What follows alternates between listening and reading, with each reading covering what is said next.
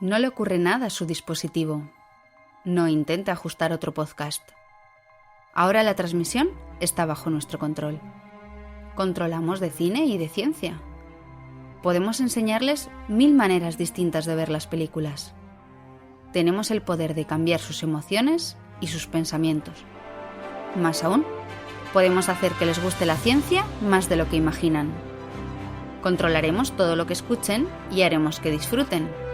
Están a punto de experimentar el asombro y el misterio cuando se mezcla lo más profundo del séptimo arte con la investigación científica. Bienvenidos a Ciencia, Cine y Podcast.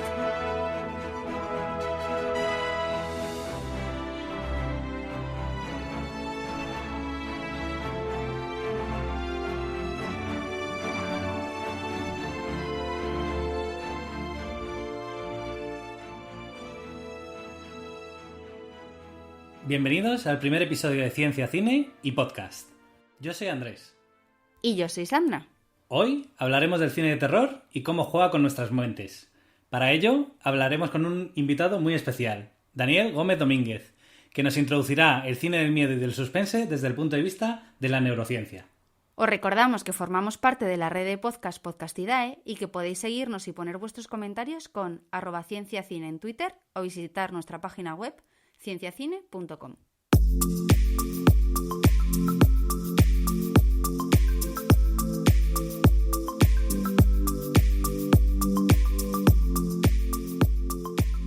Aunque parezca mentira, el cine de terror nació por primera vez con el propio cine.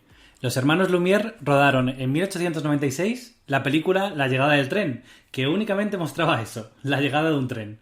Lo que pasa es que los espectadores no sabían lo que era el cine, así que muchos de ellos pensaban que les arrollaría y salieron corriendo.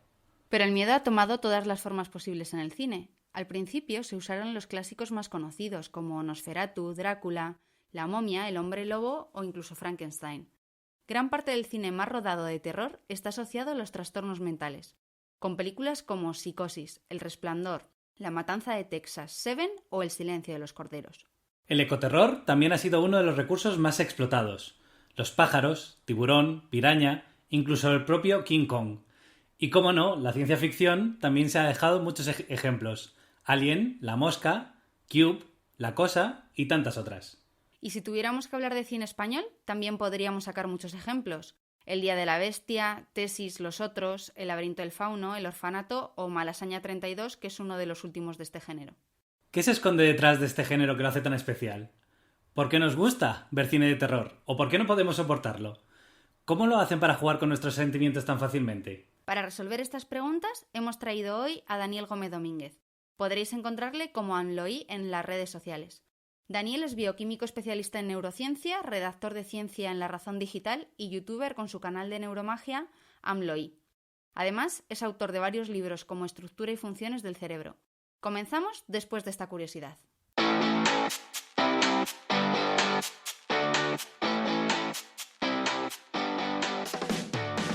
¿Sabías cuál es el origen de las palomitas? Entre 1929 y 1933, durante la época de la Gran Depresión de Estados Unidos, muchos norteamericanos se quedaron sin trabajo, y el cine se usó para distraer a la población de toda esa mala situación. Fue en esa época cuando se redujo el precio de la entrada de cine y empezó a venderse palomitas de maíz. Fue Julia Braden quien empezó a vender cucuruchos de palomitas en el hall del Linwood Theatre.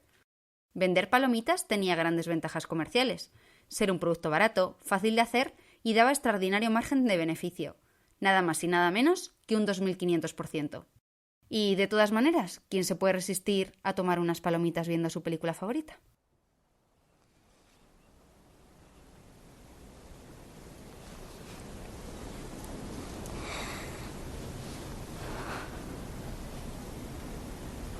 Quiero contarle mi secreto.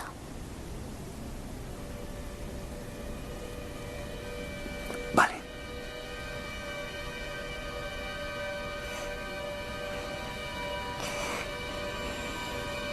En ocasiones veo muertos. En tus sueños. Estando despierto. Bueno, antes de nada, bienvenido Dani, muchas gracias por venir a el programa. Eres el primer invitado, así que pórtate bien. Intentaremos portarnos bien, pero con género de terror puede Porque costar. además, Somos inexpertos todavía. sí, somos pobres. Y además traes un tema muy complicado que es el miedo. Yo tengo que reconocer que no veo muchas películas de miedo, pero es un tema que me ha gustado mucho. La primera pregunta que quería hacerte, que es una curiosidad, es si todos los seres vivos tenemos miedo. Todos los seres vivos quizás sea una definición demasiado amplia, ¿vale? Es decir, seres vivos también estamos incluyendo bacterias, estamos incluyendo seres unicelulares que no tienen tampoco un mecanismo de miedo. El miedo, a nivel, si usamos la palabra miedo, es un término psicológico y es un tipo de conducta de animales vertebrados, mamíferos y humanos, ¿vale? Pero si hablamos de conductas de evitación, ya eso cambia. Es decir, conducta de evitación básicamente es comportamientos concretos que se producen ante un estímulo peligroso. Y eso ya sí que hay organismos pluricelulares que son relativamente simples que ya tienen algún mecanismo. Se ha comprobado, por ejemplo, que el plancton lo tiene. El plancton, si se vuelve oscuro por encima de ellos, lo consideran como una conducta como algo peligroso y son capaces de moverse y desplazarse hacia estímulos más suaves. Entonces, es un poco la detección del estímulo. Yo recuerdo un vídeo, Sandra, tú a lo mejor lo has visto, que es un leucocito persiguiendo una bacteria. Sí. Y parece que la bacteria tiene miedo. Sí, pero eso también es una emoción que nosotros le generamos. Es decir, nosotros interpretamos ese tipo de cosas como miedo y eso lo hacemos, el ser humano es experto en hacer eso incluso de bebés. Si ves a un triángulo pegando un cuadrado, pensamos que el triángulo es malo y el cuadrado es el bueno. Es decir, que es que realmente es una interpretación, pero si consideramos conducta de evitación, que es la parte de miedo más básica, lo hacen los pluricelulares y invertebrados y luego ya más abajo es más dudoso. Es decir, sobre interpretación. Incluso podríamos considerar aquí, por ejemplo, que las plantas como la mimosa, que cuando tú las tocas tienen una reacción de esconder las hojas, ¿eso sería algo de evitación también o no? Sería una conducta de evitación. Es decir, realmente la planta mimosa lo que hace es plegar las hojas tanto si es de noche como si se roza, ¿vale? Si es de noche también las cierran y las abren, tienen un ritmo circadiano. Entonces, se considera que al ser una conducta que se activa mediante un estímulo potencialmente peligroso, es conducta evitativa. Y es miedo con muchas comillas. Es decir, a nivel biológico. Vale, fenomenal. Pues, y nosotros, por ejemplo, o sea, ¿quién o qué controla nuestro miedo? Es decir, el miedo humano es una conducta de miedo bastante compleja, como en todos los mamíferos, y lo hace una región de nuestro cerebro que es la que se encarga un poco de orquestar todo el proceso, ¿vale? Esta región del cerebro es la amígdala, que es conocida, es decir, el tema de que el miedo viene de la amígdala lo sabe mucha gente, es una zona que tiene el tamaño de un garbanzo más o menos y está situado en la base de nuestro cerebro, más o menos. Entonces, esta región tiene varias funciones en concreto. Tiene conexiones con el tálamo, entonces recoge toda la información de lo que está pasando, es decir, tanto la vista como el oído, como el tacto, como el gusto, toda la información la recoge y decide si activa o no los mecanismos de miedo, ¿vale? Los mecanismos de miedo es el sistema simpático, que es un tipo de programa autónomo que se produce por nuestra médula espinal y se activan diferentes regiones de nuestro cuerpo al mismo tiempo. Es decir, el miedo se produce en el cerebro, pero nuestro cuerpo también se activa con el miedo. ¿Cómo lo hace? El corazón aumenta el ritmo cardíaco. Los pulmones aumentan el ritmo respiratorio, se eriza el pelo, que esto a nosotros tampoco tiene mucha gracia, pero en mamíferos sirve para hacerse más grande. Y nos concentra, nos vuelve más concentrados y nos permite tener una conducta de huir del peligro y escapar de él o luchar contra el peligro, que también la amígdala se encarga un poco de decidir entre luchar o huir, ese tipo de respuestas. Yo tenía aquí una pregunta que se me ha ocurrido ahora, que tú me vas a entender bien, que es cómo de antiguo es nuestro miedo. Porque por lo que dices, el miedo reside en nuestra parte reptiliana del cerebro, es decir, ¿no? ¿Cómo le encanta ese concepto, Andrés? ¿Cómo te encanta ese concepto, Andrés? El cerebro reptiliano le encanta. Cada vez que venga un experto en neuro, dile lo del reptiliano, ya verás lo que te dice. Eso mismo le he dicho yo.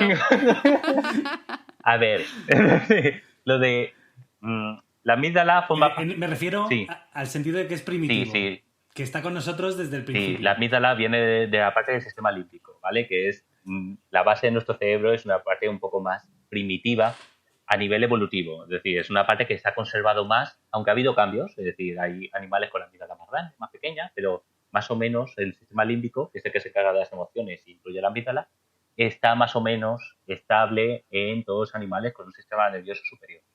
A eso Claro, iba. nosotros lo que nos hace diferentes es nuestra corteza cerebral, que es lo que va por encima, que es el recubrimiento, pero lo de dentro está igual, más o menos.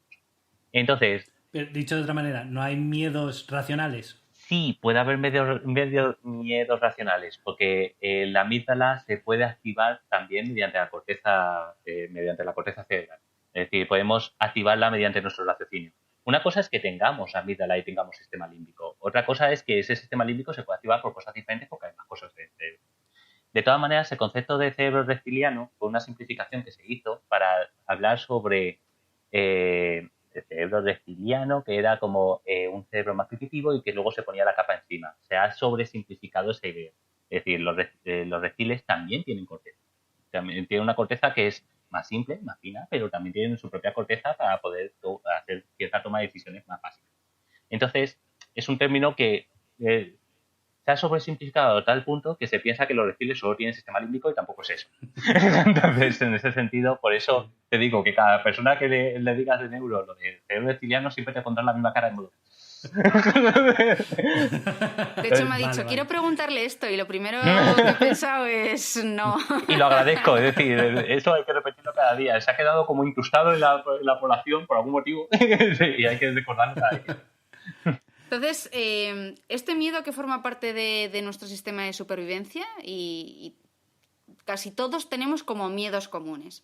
Por ejemplo, las serpientes, la oscuridad, miedo a las alturas, a los sitios cerrados. Y en el cine, este es un recurso que se ha usado muchísimo. Por ejemplo, en Vértigo de Hitchcock, La loca y hermosa Carlota ha vuelto de entre los muertos y se ha posesionado de la mujer de Elster. o en Enterrado de Rodrigo Cortés. Soy de Hastings, Michigan. Trabajo para CRT. A mi convoy le han tendido una emboscada. Estoy atrapado en un ataúd bajo tierra y necesito ayuda. Por favor, envíen a alguien, se lo suplico. Entonces, ¿hay otros miedos que explote el cine que no sean primitivos? ¿O a raíz de lo que acabas de decir? ¿O podríamos decir que existen distintos tipos de miedo? Existen diferentes tipos de miedo. Es decir, la cosa es que la amígdala se tiene que activar para aplicar todo el sistema simpático y ponernos en situación de terror, ¿vale? Otra idea diferente es cómo se activa la amígdala. ¿Cómo se activa? ¿Qué estímulos activan la amígdala? Hay diferentes estímulos innatos que están tan asociados al peligro que no hace falta un aprendizaje para saber que son peligrosos. De manera que son innatos. Nacemos ya directamente con este tipo de procesos. Son estímulos mucho más simples de lo que parecen. Es decir, no es tan evidente como decir miedo a, pero, por ejemplo, miedo a ser ahogado, claustrofobia, control de movimientos, es decir, da igual qué animal cojas o si es un recién nacido, si lo coges y le limitas el movimiento, el animal siente terror por la vulnerabilidad que produce. Y también situaciones de incertidumbre, como es la oscuridad. Muchos niños tienen miedo a la oscuridad porque no saben lo que hay dentro de ellos. No sabes lo que te puede venir. Y esa situación de no tengo todo bajo control es lo que activa la amígdala y activa el terror. Y también produce estrés. A mí me gustaría hablar de una serie que me gusta mucho, que es Black Mirror. Que sé que es una serie que hay personas que no pueden ver. No sé si yo la llamaría propiamente de miedo. De hecho, es más distopía, ¿no? Es mezclada con ciencia ficción. Pero tiene hay, en algunos momentos es tan cercana a la realidad que a la gente le angustia mucho. Y yo te quería preguntar por esa cercanía con la realidad, por cómo se genera ese miedo en base a las cosas que tenemos reales. Es decir, si te fijas, la serie de Black Mirror, que es genial, el director la hizo con un motivo en mente que no era de terror. No podemos decir que es de terror. Es realmente de incomodidad por la crítica que produce. El propio director lo decía cuando creó Black Mirror. La frase que la definía era que ahora mismo estamos viviendo en un mundo en el cual pagaríamos 5 minutos de nuestra vida para cargar el móvil.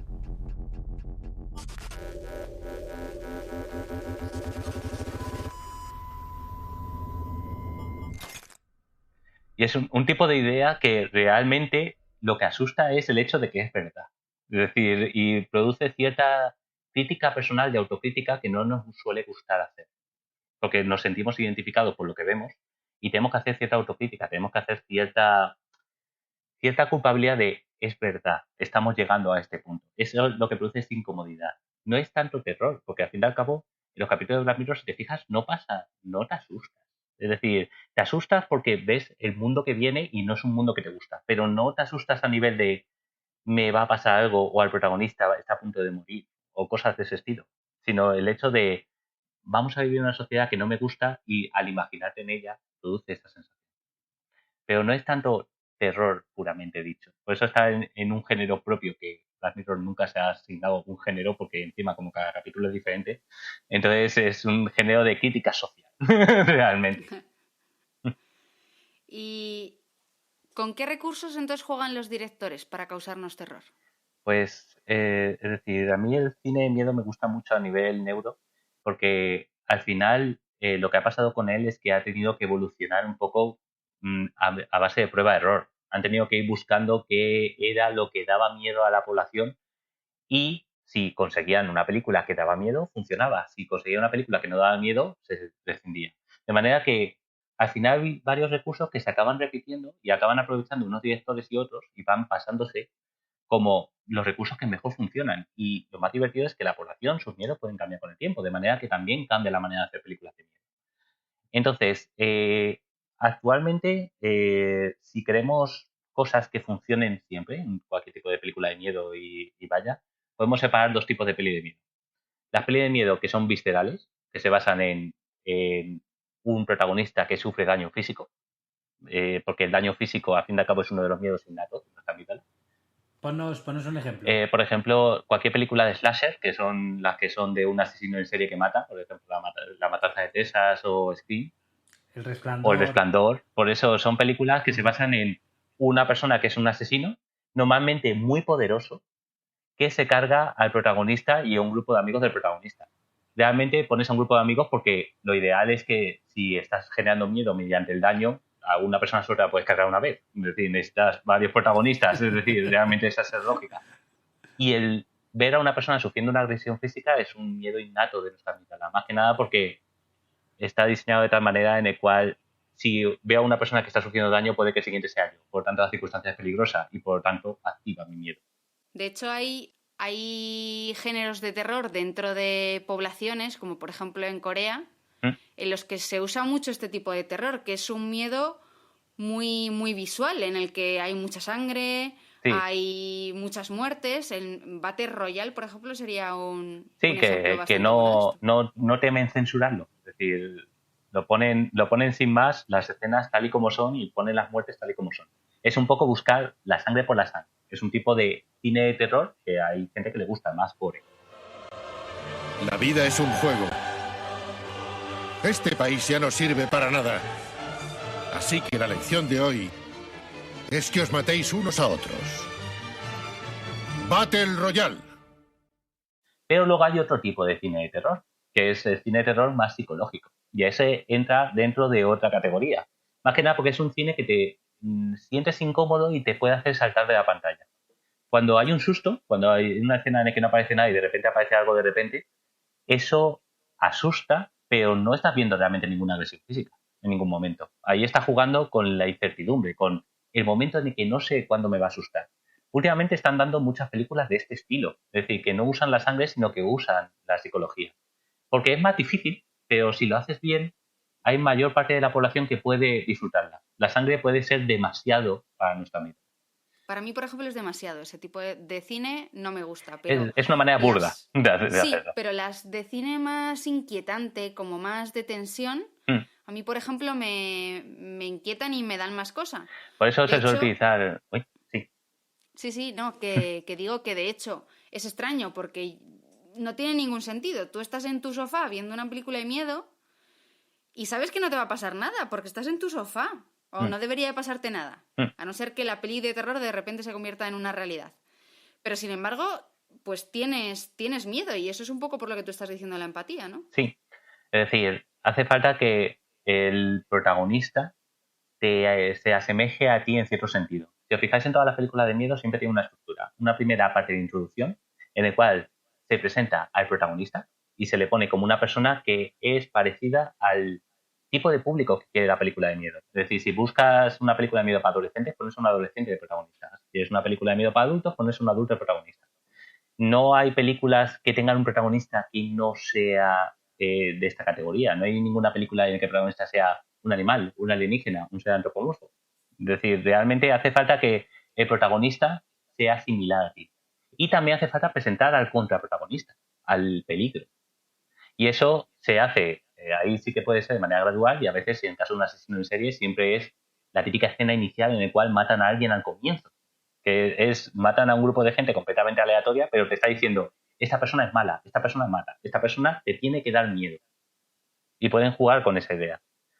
Realmente lo que se está probando ahora con las películas psicológicas es no centrarse en que el peligro es un asesino en serie, sino centrarse en que el peligro es algo que no genere sangre, como puede ser un fantasma. En el expediente Warren, por ejemplo, Es buenísima. ¿ves? Es buenísima, pero ¿por qué? Es de mis favoritas. ¿Por qué es buenísima? Porque no tiene sangre en ningún momento. Es es una familia que está asolada por un fantasma. Es decir, y viene Warren, la pareja Warren para tratar de exorcizar al fantasma o estudiar. Realmente lo que aparecen son escenas paranormales, pero muy bien orquestadas, de tal manera en el cual no eres capaz de predecir qué puede pasar y hacen muchos silencios incómodos. Hay momentos en el que no suena la música, no suena nada, hay un silencio, una escena estática y de repente hay un susto. Ese suspense, ese momento de no saber cuándo va a venir el susto, es lo que realmente acaba dirigiendo la escena y lo que asusta, pero no aparece sangre. Y por eso ese tipo de películas de miedo funcionan. ¿Y tú crees que podemos...? Porque hay como 3 géneros que son parecidos pero no iguales. Uno es el suspense, el otro es el miedo y el otro es el terror, ¿no? ¿Eso se diferencia psicológicamente? ¿Son grados distintos o incluso estímulos distintos? A ver, es difícil. Es decir, realmente miedo y terror es bastante sinónimos en bastantes campos, ¿vale? Es decir, el término miedo y el término terror se consideran como sinónimos. Sin embargo, sí que hay muchos que lo consideran según la intensidad, ¿vale? Suspense es, por ejemplo, lo que estamos diciendo. Es decir, una escena en la que todavía no ha pasado nada, pero sabes que puede llegar a pasar algo. Ese momento de no ha pasado nada, pero puede llegar a pasar algo, que se sostiene en el tiempo, eso es suspense. Porque es un aumento de la atención que se produce ante la posibilidad de un estímulo peligroso. El miedo es la activación del sistema simpático y cuando se ha producido un estímulo peligroso o ya está cerca de él y en ese momento hay tensión. El suspense, por ejemplo, puede ser dirigido de tal manera que no haya ningún estímulo peligroso al final. Por ejemplo, si tú estás haciendo sonar una caja de estas de música, vas dándole y no sabes en qué momento va a salir, pero... Eso es muy socorrido en las películas. Exacto, por eso. ¿Pero por qué? Porque mueve el suspense. No sabes en qué momento va a salir. De manera que va dando. Va aumentando el suspense cada vez más. Y el suspense lo puede sostener un montón. Un experto en suspense era Hitchcock.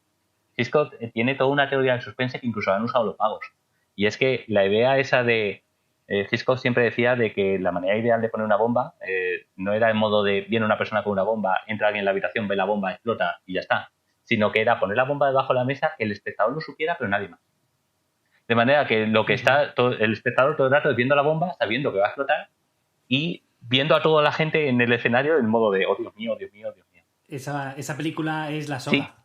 Para los que no la hayan visto es tal cual, el suspense eterno con el objeto ahí en medio, ¿no? Exacto. Y eso se consigue también un poco con la música, porque a mí me parece que en las películas de terror tenemos un componente visual importante, pero también el sonido es algo súper importante, porque ya solamente el estar, las típicas notitas estas disonantes que te hacen ya inquietarte solo con oírlas, ¿eso cómo funciona? Porque realmente hay sonidos que aunque no queramos, nos incomodan. Eso es la idea de la incertidumbre, ¿vale? Es decir, algo que no podemos predecir da miedo.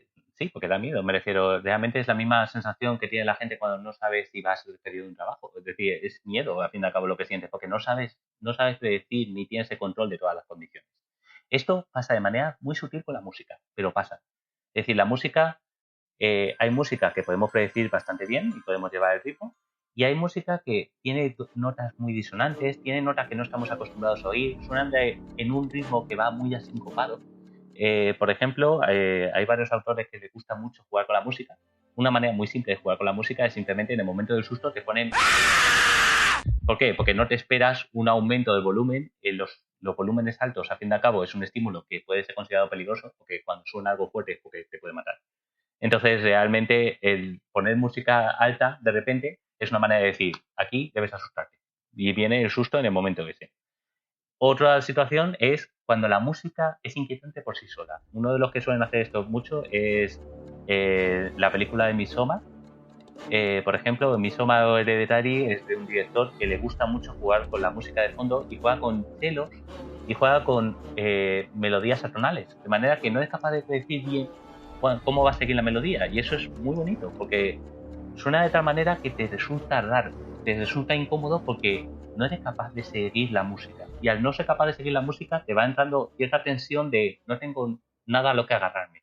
Es decir, hay música que lleva un control. Ahí está también El Exorcista, por ejemplo, con la música de Mike Oldfield, Sí. ¿no? Es otro ejemplo. Exacto, la música de Mike Oldfield es continua, pero si te fijas, está usando una melodía con unas notas que no son habituales, es decir, no son de un instrumento como de una guitarra. Es decir, es de ese eso mola. O sea, que sí que hay una cierta fórmula para el miedo. Los directores conocen la fórmula. Sí, es decir, es jugar un poco con la música, jugar un poco con la imagen y jugar un poco con la incertidumbre. Meter incertidumbre en los momentos correctos para aumentar el suspense y que caiga una sorpresa en ciertos momentos puntuales. Con hacer eso tienes una película de susto psicológico. Si quieres tirar por la sangre, es más fácil. Por la sangre. De todas maneras, también en ese sentido, puedes también un poco jugar con meter cosas que no encajan en cierto sentido dentro del marco de lo que estás mirando. Eso últimamente también hay directores que usan eso, por ejemplo Stephen King en sus libros, pero también luego en las películas que se hicieron, en El Resplandor también lo hacen, ponen a dos niñas en un pasillo. Eso de por sí no debería dar miedo, son dos niñas en un pasillo. Los niños habitualmente son inofensivos, hay pocas películas, iba a decir ninguna, pero sí, hay pocas películas en las que los niños te ataquen. Es decir, por ejemplo, El Amanecer de los Muertos, el comienzo del Amanecer de los Muertos es un niño zombie atacando. Pero realmente el hecho de poner a algo que consideramos cotidiano en un contexto de terror nos produce una extrañeza que rompe aún más la imprevisibilidad y produce aún más. Es decir, un niño en una escena cotidiana en un parque puede ser exactamente la misma que otro niño en una escena cotidiana en un parque, cambia la música, pone un poco de enfoque de fondo y pone escenas terroríficas antes, ya la persona está asustada. Y una duda que se me acaba de ocurrir.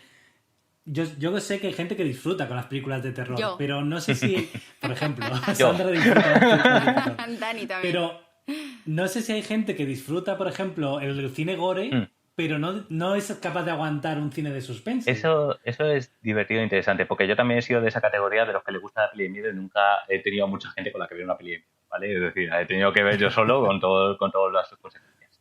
Realmente, cuando ves una peli de miedo, hace falta cierto equilibrio entre varias regiones de tu cerebro, ¿vale? La amígdala se encarga de activar el terror, pero también tenemos maneras de inhibir ese terror, ¿vale? La manera de inhibir ese terror es que la amígdala pare de emitir y fomentar el sistema simpático. El ejemplo del típico toca narices en el cine que se ríe o mete la pullita de gracia en mitad de la película cuando va a haber un susto. Que eso lo hace para él mismo, es decir, la manera un poco de tratar de suavizar él mismo el problema. Por eso hay gente que se ríe de manera nerviosa, es una manera un poco de compensarlo. Realmente hay otra región de nuestro cerebro que la hemos comentado antes, que es la corteza cerebral, en concreto es la corteza prefrontal, que está detrás de nuestra frente. Tiene muchas funciones, ¿vale? Pero así la más importante y principal es la toma de decisiones y el raciocinio como tal. De manera que lo que pasa es que cuando la amígdala se activa, lo que está diciendo es preguntándote a la corteza prefrontal en modo de ¿ya? ¿Puedo parar ya? ¿Puedo parar ya? Y la corteza prefrontal se encarga de ver un poco y tomar la decisión de decir, vale, ya no estoy en la situación de peligro, o sigo en la situación de peligro, o no era una situación de peligro. Entonces, ese juego entre las dos áreas hace falta que esté más o menos estable, en equilibrio, para ver una peli de miedo y disfrutarla. Si tenemos la amígdala demasiado activada y la corteza prefrontal no percibe que es solo una película, la persona entra en una crisis de ansiedad y no es capaz de ver películas de miedo, porque le dan demasiado miedo. Y esto depende también de la película. Como hemos dicho antes, las películas gore activan mucho, de una manera mucho más basal la amígdala. Por lo tanto, es más probable que no sea capaz de contrarrestarlo la corteza prefrontal. Y por eso las películas gore no nos gustan, porque dan demasiado miedo. Pero también puede pasar lo contrario. Es decir, si la película no es suficientemente... no tiene estímulos amenazantes, la corteza prefrontal dice todo el rato es una película y la amígdala no se llega ni a activar. Y eso es que la película de miedo nos aburre. Que eso también puede pasar. Hace falta cierto equilibrio de activación e inhibición, porque cuando la corteza prefrontal se activa y inhibe la amígdala, se activa el sistema parasimpático que nos relaja. Y nos produce una sensación de bienestar. Y normalmente la gente que es fan de las películas de miedo le gusta esa sensación de bienestar combinada con la sensación de miedo. Hace falta el combo. Y dice que lo disfrutan, realmente es un disfrute. Claro, pero no disfrutan la peli de miedo, pasan miedo, porque si no, no funcionaría. Lo que pasa es, después de pasar miedo, esa relajación la disfrutan. Es decir, esa combinación de las dos es lo que disfruta la persona que ve una peli de miedo. Es como una especie de recompensa cerebral. Claro, es decir, hace falta que la corteza prefrontal mande, no solamente deje de dar miedo, sino que también contrarreste un poco que tienes todo el cuerpo hiperactivado. De manera que lo que hace es relaja las pulsaciones, te da cierta sensación de bienestar y también de recompensa como diciendo, vale, has salido de la situación de terror, ya puedes parar. Es una recompensa porque al fin y al cabo, oye, te has currado, has salido de la situación de miedo que era, o has sabido reconocerlo. Es un poco como el runner que se pega la paliza, ¿no? Pero luego cuando llega a casa dice, ¡guau! Justo. Mientras está corriendo se quiere morir, pero luego está recibiendo felicidad. Incluso, bueno, a mí me pasa que vas corriendo, a veces te vas muriendo, pero hay como 3 segundos según paras de correr que te da como un subidón tremendo nada más parar. Eso es circuito de recompensa, dando el placer como diciendo, vale, has conseguido parar este sufrimiento y dolor y disfrutas eso. Es decir, no es tanto el momento, y con el miedo pasa igual. No es tanto el miedo lo que disfrutas, sino la sensación que viene después. Y sobre los malos, digamos, siempre hay un ogro o un personaje, ¿no? Y los hay que dan más miedo, que dan menos miedo. ¿Qué características tiene que tener un...? Está claro que Jack Nicholson tiene todos los perfiles, ¿no? O Nicolas Cage. O Nicolas Cage, sí. Pero ¿hay alguna característica del malo? Es decir, parecerá de perogrullo, pero para que una persona de miedo, un actor, un personaje de miedo, hace falta que haga cosas malas. Me refiero, al fin y al cabo, todos los personajes son medianamente homogéneos y hace falta siempre tener un villano que normalmente en las películas de miedo un problema que tienen es que el villano tampoco se centra mucho en por qué está haciendo lo que hace, sino que simplemente te lo están poniendo en modo de este es el malo porque está matando gente. Es decir, igual decimos, en Scream tampoco se centra tanto en la historia del personaje porque no te interesa empatizar con el malo, te interesa empatizar con los buenos. El malo es la amenaza. No tienes que empatizar con la amenaza porque entonces puedes entrar al asesino con ella y entenderla.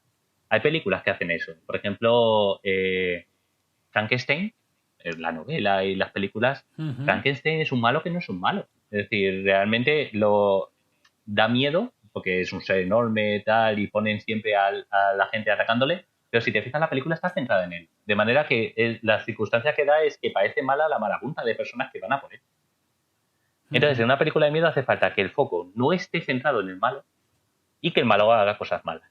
Es decir, que sea una amenaza de verdad. Que mate gente, que haga o que mate gente o que mire de una manera muy intensa como si fuera a matar gente. Que parece una chorrada, pero ese tipo de comportamiento también lo asociamos a amenaza. Es decir, no hace falta ser tan explícito. De hecho, en esto hay cosas que juegan un poco con la mente, porque a mí me pasa últimamente con la actriz Octavia Spencer. No sé si sabéis quién es, que ha salido en varias películas de Night Shyamalan, como La forma del agua o la de Ma. ¿Habéis visto la película de Ma, que es de miedo? Sí. ¿No? Pues yo no. Pues tienes que verla. Bueno, es un poco mala, pero quiero decir, ella actúa muy bien de mala, pero también esa actriz hace películas de miedo solo o hace películas totalmente aleatorias como, pues, por ejemplo, la de Hidden Figures, que es muy buena, o la de Criadas y Señoras también la hace. Y ahora está haciendo una serie en Netflix, y el otro día cuando la vi, como la última película en la que la había visto era la de Ma, que es de miedo, era como que ahora no me pega que sea buena. Sí, porque ya la tienes asociada como el villano a esa persona. Es decir, pero eso tiene todo el sentido. hay como un cierto físico que es el prototipo de malo, ¿no? Reconocemos rasgos que automáticamente nos dan Son miedo. rasgos amenazantes, es decir, hace falta, si queremos ver a un malo, normalmente tiene que ser alguien que te pueda agredir físicamente si se lo propusiera. Es decir, una persona voluminosa siempre da más miedo que una persona que sea más alfeñique. Es decir, una persona pequeña y alfeñique normalmente no da miedo y se suele utilizar como parodia de persona de miedo. Fíjate, Austin Powers y Emily y yo. Es decir, sí, pero es decir, las parodias reflejan muy bien que es justo lo contrario. Es decir, lo contrario de algo amenazante es algo que no lo es y es algo pequeño, algo simple, algo tonto, algo que no parece agresivo. Ese tipo de cosas funcionan. En ese sentido también el terror ha evolucionado mucho gracias a los videojuegos. Es decir, los videojuegos de terror bien hechos dan bastante más miedo porque lo que hacen es aprovechar la primera persona y el propio movimiento del jugador para que tu toma de decisiones sea realmente la del protagonista. Te meten como protagonista de una película de terror. Y eso te sumerge tanto en la película que realmente es mucho más terrorífico hoy en día que el cine. Es decir, realmente es interesante probar eso. Y Sandra, si te gustan las pelis de... A mí me encanta el Until Dawn. Es un juego de terror y vas tomando tus propias decisiones. Pues la verdad es que cuando lo estuvimos jugando aquí en casa, yo que no juego a la Play ni nada, o sea, él manejaba y yo lo iba tomando las decisiones. Al nivel básico. Pero me sentí realmente inmersa en la historia. Claro, porque el protagonista, y incluso Until Dawn, que yo recuerdo, es de tercera persona. Hay juegos como el Outlast, que por ejemplo es de primera persona y tú te mueves y tú lo controlas. Es decir, y es eso, es que cuando ves a un villano que viene por el otro lado del pasillo, sabes que debes parar, porque sabes que si sigues avanzando te lo vas a encontrar. Eso en una película de miedo, hay veces que siempre decimos en la peli de miedo lo mismo, de modo de por qué la gente toma estas decisiones. De por qué se han quedado en la casa, si joder, con todo lo paranormal que hay ahí en ella, yo no me quedaría, yo me iría. O en la película de Paranormal Activity, que es como, ¿por qué siguen grabando y no se han ido de ahí de una vez? Que es lo que dice todo el mundo de esa película. Es decir, en ese sentido, la toma de decisiones, cuando la haces tú, sí que puedes sentirla mucho más personal que si la ha tomado una persona bajo el guión. ¿Y puede influirte, es lo que decías antes, de ver el cine de terror solo o verlo acompañado? O sea, verlo acompañado da menos ¿hay miedo. diferencia? Claro, pero verlo acompañado da menos miedo por razones obvias. Es decir, al ver la otra persona de al lado, sabes que está en cierta sensación de seguridad, por lo tanto va ganando un poquito más la corteza prefrontal. Sí que es posible que si ves a varias personas que sufren miedo, sí que es posible que si ves a personas que sufren miedo, entren en un pánico colectivo y entren todos en estado de pánico, que eso suele pasar. Es decir, tú imagínate que te levantas, sales de casa y ves a todo el mundo huyendo de una dirección. ¿Tú qué vas a hacer? Escapar en la misma dirección. No tienes ni idea de qué está pasando, pero sabes que todo lo demás lo están haciendo. La película de miedo, en ese sentido, en un cine, puede sentirse más poderosa, por la misma regla de 3, porque todos los demás están sufriendo miedo y tú también. Eso lo viví yo en primera persona porque yo antes de tener el contrato predoctoral que tengo ahora, yo trabajaba en el Corte Inglés, como muchos científicos de este país. O en el Decathlon. O en el Decathlon, exactamente. Y pasó una cosa muy curiosa, que es que yo trabajaba en la planta de perfumería y hubo una promoción y trajeron globos. Y por lo que sea, estaban hinchando los globos con una botella. Los hincharon de más y explotaron 3 globos a la vez, porque tenía varias boquillas. El sonido que hizo, que fue similar al de 3 disparos, hizo que todo el mundo de la planta empezase a salir corriendo y que la gente que no lo había oído saliese corriendo igualmente.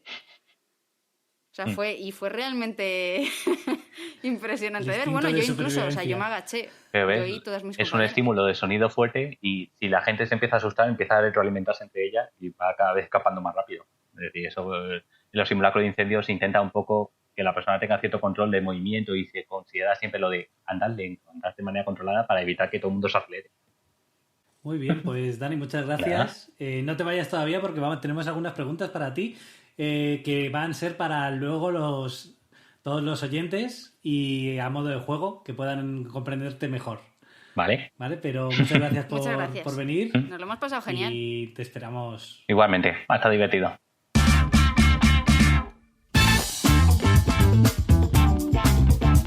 El trivial de ciencia y cine.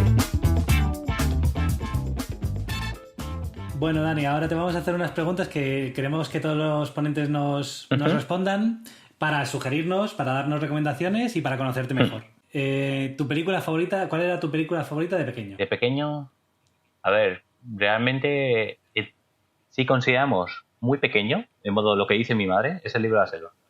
¿Vale? El libro Si de la consideramos selva. adolescencia, bueno, no adolescencia, pero en modo niño con sentido común, en modo de 8 a 12, diría más Toy Story o alguna ya de Pixar primeras. Ujú. ¿Y alguna película así que hayas visto sin cansarte muchas veces y sigas sin cansarte? A ver, es decir, hay como película super guay que a mí me encanta, es una película de animación japonesa, eso sí, que es la de Your Name, que es La he visto. buenísima. Sí, la he Es visto hace decir, es poco. una película... Ujú. La gente normalmente la descarta por ser animación japonesa, pero es que realmente es una película que me parece muy bien hilada a nivel argumental y la música que tiene es perfecta. La música La me música, encanta. pues la banda sonora tiene un montón de sutilezas ultra raras, ¿eh? Es decir, si te pones a investigar en la banda sonora, Ujú. está muy hecha de una manera en la cual no puedo decir porque si no hago spoiler. Entonces eso, es la película.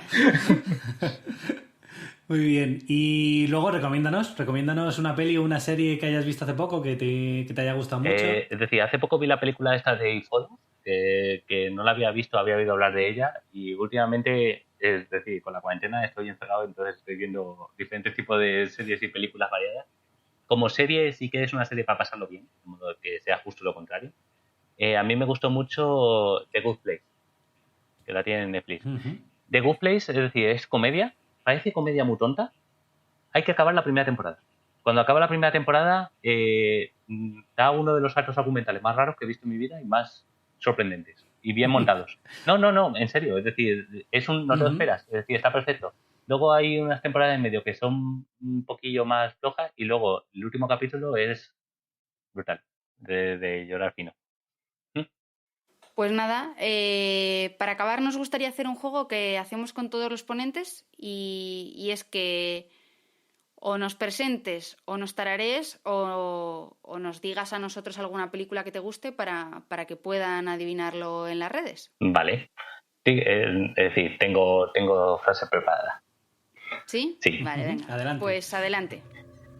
A ver, querida, luz de mi vida, no me dejaste terminar la frase. Dije que no voy a lastimarte, solo voy a golpear tu cabeza hasta sacar tu cerebro. Bueno, viene muy... Ambientada con el tema, por supuesto. Claro, exactamente. Veremos si la adivina Sí, la gente. por eso. Juego para la próxima semana. Esperamos que os haya gustado este primer capítulo y todo lo que nos ha contado nuestro primer invitado, y os recordamos que estamos encantados de leer vuestros comentarios en redes sociales con @cienciacine o en nuestra web cienciacine.com. Y que nos recomendéis a vuestros amigos, por supuesto. Así que ya sabéis. Haced palomitas y que la ciencia os acompañe.